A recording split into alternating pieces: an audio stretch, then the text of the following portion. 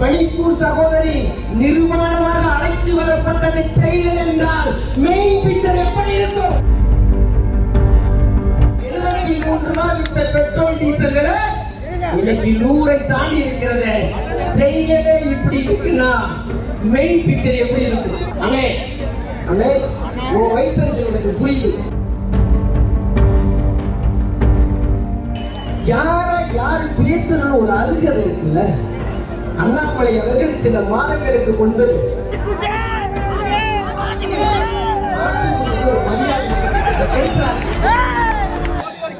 நாங்க 10 வருஷம் ஆண்டது ட்ரெய்லருங்கிறார்.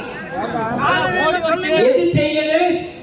440 ரூபாய் ஜாஸ்தி, 1200 ரூபாய் வந்தது ட்ரெய்லர். அப்ப மெயின் பிக்சர் எப்படி இருக்கும்? 73 ரூபாய் வித்த பெட்ரோல் டீசல்களை இன்னைக்கு 100 தாண்டி இருக்கிறது. ட்ரெய்லரே இப்படி இருக்குன்னா மெயின் பிக்சர் எப்படி இருக்கும்?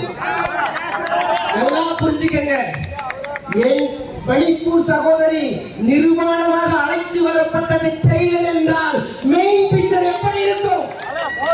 எங்கள் வீராங்கனைக்கு பாதுகாப்பு இல்லை என்ற போது உங்கள் ட்ரெய்லர் இப்படி இருந்தால் மெயின் பிக்சர் எப்படி இருக்கும்? நீங்கள் பறக்காதவர்களுக்கான பிரதமர் அவர்களே, எங்கள் பாட்டாளிகளுக்கான பிரதமர் நீங்கள் இல்லை. எங்களுக்கு நீங்கள் வேண்டாம். இவ்வளவுதான் நம்ம சொல்ல வர அந்த தேர்தல். எதுவுமே வேண்டாம். ஒரு பிராமணன் ஒரு ஆலயத்துக்குள்ள உட்கார்ந்துட்டு சொல்றான், ஏன் டாவ் போட்டு பேசுற? நான் சொல்றான், பாண்டுராமனுக்கு பிடித்த பூ தாமரை பூவா. நியாயமானதுதான். ஆனா பாட்டாளிகளுக்கு பிடிக்காத பூ தாமரை பூதாண்டா.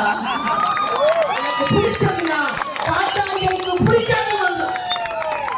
ஏன் கேட்டா ஆலயத்துக்குள்ள பிரச்சாரம் பண்றான் சார். ஒரு தெய்வம் அன்பை தேடி அன்பை நாடி தன்னுடைய துக்கங்களையும் கவலைகளையும் தெய்வத்தின் முன்னாடி ஒப்படைக்குவதற்காக ஓடி சரணடைகிற அந்த பொதுமக்களுடைய நம்பிக்கையை தெய்வத்தின் முன்னால் உட்கார்ந்துகிட்டு ஒருத்தன் அரசியல் பண்ணிட்டு இருக்கான் சார். ஒரு தலைவர் வந்திருக்காரு. யாரு? பாஜக மாநில தலைவர் அண்ணன் அண்ணாமலை அவர்களை அண்ணேன்னு சொல்றது ஒரு 3 நாள் வரைக்கும் நியாயம் நினைச்சு ஒரு மரியாதை அது பச்சை இலையை போட்டா கூட பண்போட பின்னாடி வரும். அது உண்ட வீட்டுக்கு 2 பண்ணவே தன் குட்டிகளுக்கு சரியாக பால் கொடுக்கும். தன் வீடு தேடி வரும். யார் நிஜமாக என்று ஆட்டுக்குட்டிக்கு தெரியும். நிச்சயமாக அடுத்த வீட்டிலாம் தாவி பார்க்காது. அது திரும்பி எடுக்காது. அது அடுத்தவங்களை போட்டு விடாது. அது அடுத்தவங்களை குறை சொல்லாது. அதனால இன்று முதல் அண்ணன் அண்ணாமலை அவர்களே ஆட்டுக்குட்டி என்று சொல்வதை நாங்கள் விட்டு விடுகிறோம். ஏனென்றால் எங்கள் ஆட்டுக்குட்டிகள் மீது எங்களுக்கு பெரிய மதிப்பு உண்டு. எங்க குடும்பத்துல எங்க அண்ணன் தம்பி போல ஆட்டுக்குட்டி ஒரு உறுப்பினர். அவர்களை நாங்கள் அவமானப்படுத்த விரும்பவில்லை. அதெல்லாம் சொல்லுவாங்க. என்னன்னா எங்க தலைவர் சொல்லியிருக்கார்.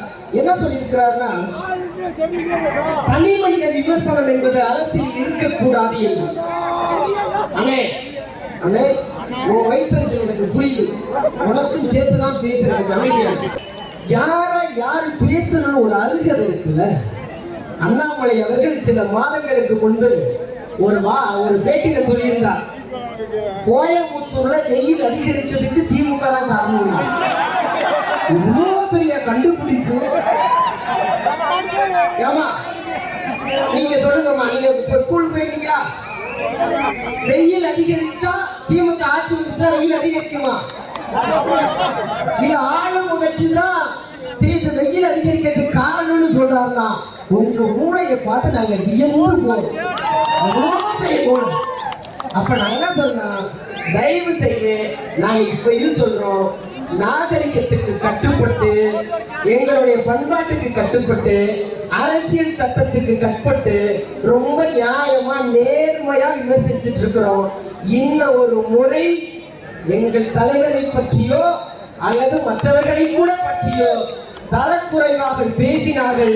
நாங்களும் என்ன ஆயுதம் எடுக்க வேண்டும் என்பதை நீங்கள் தான் தீர்மானிக்கிறீர்கள், எடுக்க வேண்டியிருக்கும் நண்பர்களே. எனவேதான் அண்ணாமலை அவர்களே, நீங்கள் மூளை இல்லை என்று சொன்ன தலைவரை தான் இன்றைக்கு உலக நாயகன் என்று கொண்டாடி